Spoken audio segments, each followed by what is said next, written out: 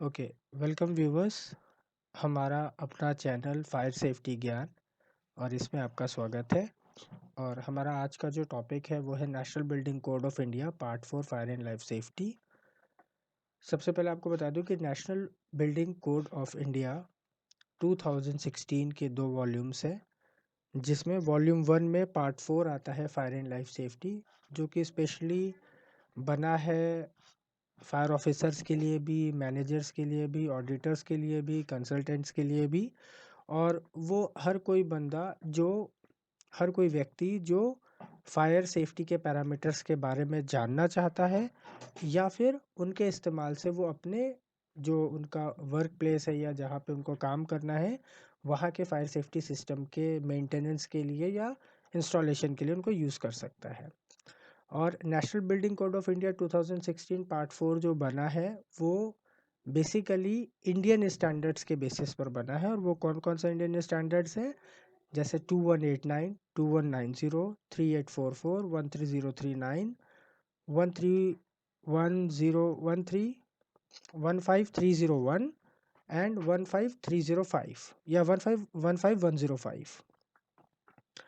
तो ये कुछ इंडियन स्टैंडर्ड्स हैं जिनके बेसिस पर, और इसके अपार्ट बहुत सारे इंडियन स्टैंडर्ड्स हैं, कम से कम 100 सवा 100 और इंडियन स्टैंडर्ड्स होंगे जिनके बेसिस पर ये national building code of India 2016 बना है पार्ट 4। तो सबसे पहले हमें, जब कभी भी हम national building code of India की बात करते हैं, तो सबसे पहले हमें ये पता होना चाहिए कि हमारी जो बिल्डिंग्स हैं जो नेशनल बिल्डिंग कोड के अंदर बताई गई हैं वो कितने टाइप की ऑक्यूपेंसीज हैं, मतलब कितने टाइप की बिल्डिंग्स को उन्होंने कंसीडर किया है। तो सबसे पहले मैं आपको दिखा देता हूँ कि कितने टाइप्स की बिल्डिंग हैं जिनको कंसीडर किया गया है। वो है आपके 9 टाइप्स की हैं, group A, B, C, D, E, F, G, H, J, यानी कि residential, educational, institutional, assembly, business, mercantile, industrial, storage and hazardous. ये 9 टाइप्स की बिल्डिंग है। और ये 9 टाइप्स की बिल्डिंग जो है वो जनरली अपने इंडिया में देखने को मिलती हैं। अब ये 9 टाइप्स की बिल्डिंग क्या होती हैं और इनके अंदर कितनी सब कैटेगरीज हैं, सब डिविजन्स हैं, वो फर्दर हम अपने अगले वीडियो में डिस्कशन करेंगे। और अब हम बात करते हैं हमारे सेक्शन 4 की। मैं आज आपको इस वीडियो के थ्रू नॉर्मल एक रिव्यू करा देता हूँ कि नेशनल बिल्डिंग कोड के अंदर क्या क्या दिया हुआ है। फिर हम बात करते हैं जो कि बड़ा मेन इम्पॉर्टेंट एक सेक्शन है जिसका नाम है सेक्शन नंबर 4। और वो सेक्शन नंबर 4 बेसिकली सभी कंसल्टेंट्स, ऑडिटर्स और ज़्यादातर फायर ऑफिसर्स जो रूटीन बेसिस पे फायर सेफ्टी के सिस्टम के साथ वर्क करते रहते हैं उनके ज़्यादा काम आता है। तो हम खोल लेते हैं जल्दी से।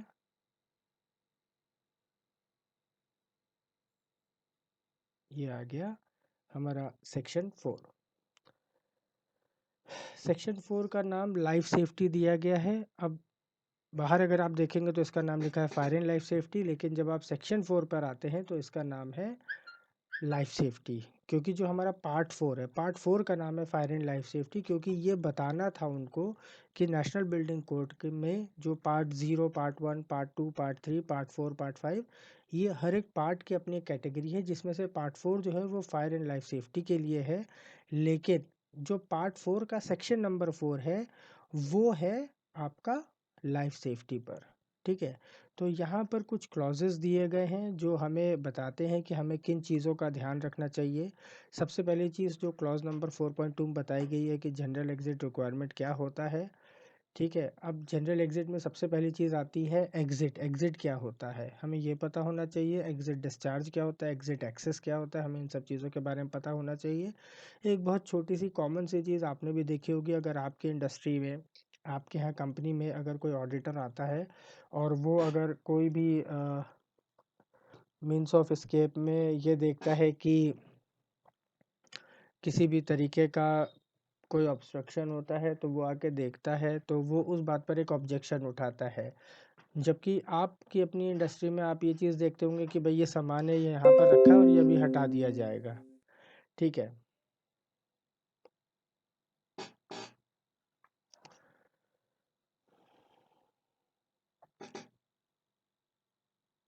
तो सॉरी, थोड़ा सा नेटवर्क इधर उधर हो गया था, तो थोड़ा सा डिस्टर्ब हो गया। तो बेसिकली जैसे आपने देखा होगा आपके इंडस्ट्री में, कंपनी में कोई ऑडिटर आता है, कोई एक्सटर्नल ऑडिटर आता है और वो देखता है कि भाई एस्केप पाथ जो है, जहाँ से लोगों के बाहर निकलने का जो रास्ता है, जो कॉरिडोर है, पैसेज है, या एक आपने एस्केप पाथ बना रखा है कि ये वो रास्ता है, इसको फॉलो करके आपको बिल्डिंग के या फ्लोर के बाहर निकलना है और सेफ एक्सेस की तरफ जाना है। तो वो पाथ में अगर हमें पता नहीं चलता है, एक्चुअली हम अगर उस पर्टिकुलर फ्लोर को, अपने वर्क प्लेस को रेगुलर बेसिस पे यूज़ कर रहे होते हैं, तो हमें पता नहीं चलता है कि ये जो पाथ है वो ऑब्स्ट्रक्टेड हो रहा है। यानी कि हमारे किसी काम से, किसी मशीन से, किसी इक्विपमेंट से, किसी एनी अदर रीजंस, किसी भी रीजंस की वजह से वो जो इसके पाथ है वो ऑब्स्ट्रक्टेड हो रहा है, वो हमको नहीं दिखता। क्यों? क्योंकि हम उस पर्टिकुलर वर्क प्लेस पे या उस एरिया में, हमारा रूटीन बेसिस पे आना जाना लगा रहता है काम के सिलसिले में।